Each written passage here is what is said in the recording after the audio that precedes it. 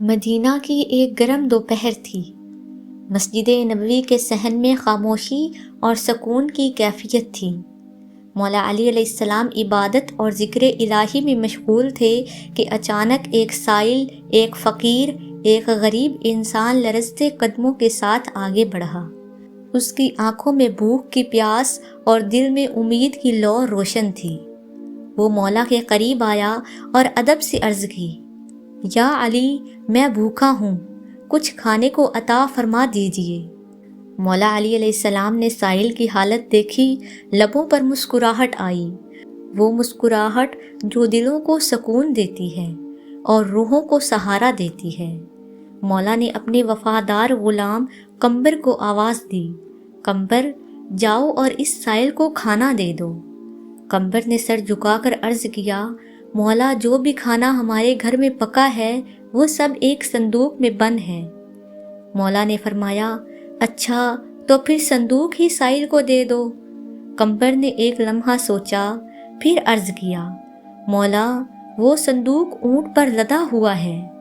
مولا نے فرمایا، تو پھر اونٹ بھی اسی کو دے دو۔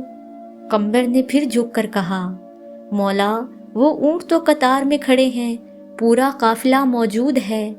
مولا علی علیہ السلام نے مسکرا کر فرمایا، وہ مسکراہٹ جس میں جلال بھی تھا، جمال بھی تھا اور سخاوت کا سمندر بھی۔ قمبر، پھر قطار بھی اسے ہی دے دو۔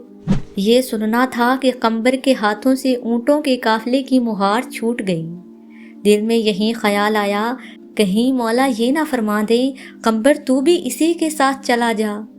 ادھر سائل کی آنکھیں حیرت سے کھل گئی، سانسیں رک گئی، قدم لرزنے لگے۔ وہ فوراً مولا کے قدموں میں گر گیا اور روتے ہوئے کہنے لگا، مولا، میں تو ایک روٹی مانگنے آیا تھا۔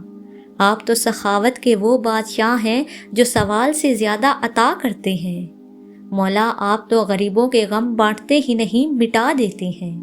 مولا علی علیہ السلام نے سائل کو اٹھایا، اس کے سر پر ہاتھ پھیرا اور فرمایا، اے بندہ خدا، علی کا گھر کبھی سوال کے شایان نہیں رہا، یہ در صرف عطا کا در ہے۔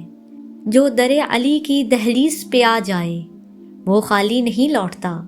یہ سخاوت صرف تاریخ کا واقعہ نہیں، یہ آج بھی جاری ہے، بس دل میں یقین بیدار ہونا چاہیے۔